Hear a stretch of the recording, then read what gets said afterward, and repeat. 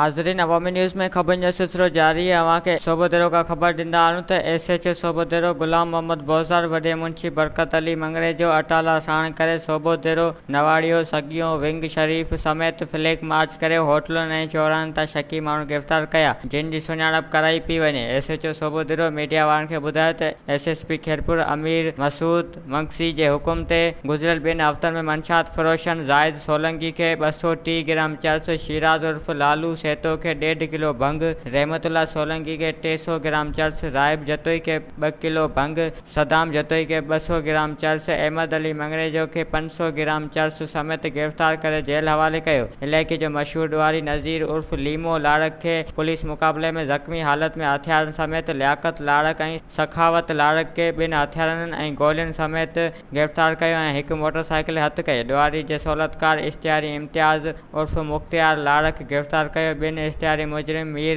उर्फ अमीर पताफ़ी के गिरफ़्तार कयो वियो आहे। जवाबदार अमजद पताफ़ी खां 1.5 किलो भंग, भोंगर पताफ़ी खां बि 1.5 किलो भंग समेत गिरफ़्तार कयो वियो आहे। इन्हनि ॿिन्ही ॾुआरियुनि ॻोठ मुंड जी मस्जिद मां बैटरी ऐं पंखा लाहे चोरी कया विया, उहे पिणु बरामद कया विया आहिनि ऐं संदसि ख़िलाफ़ B9 जो अलॻि केस दाख़िल करे जेल उमाणियो आहे। ॾुआरी निहाल चनो खे पुलिस मुक़ाबले में 3 पिस्टल गोलियुनि समेत गिरफ़्तार कयो आहे। SHO सोबोदेरो ॿुधायो त चौकी इंचार्जनि ऐं पिकेट इंचार्जनि खे सख़्ती सां हिदायत कई आहे त स्नैक चेकिंग ऐं गश्त कनि। पिकेटनि खे वधायो वियो आहे ऐं अहम हंधनि ते गश्त में इज़ाफ़ो कयो वियो आहे। पुलिस खे हाई अलर्ट रहण जूं हिदायतूं ॾिनियूं वयूं आहिनि। ॾुआरी मंशात फ़रोशन समाज दुश्मन अनासिर सां का बि रिआयत न कंदसि। इन मौक़े ते इलाइक़े वासी शहरियुनि SHO खे गुलनि जा हार पिणु पाराया। वधीक ख़बरुनि ऐं तफ़सील जे लाइ विज़िट कयो असांजी वेबसाइट awamiNewsHD.com ऐं ॾिसंदा रहो अवामी न्यूज़ HD।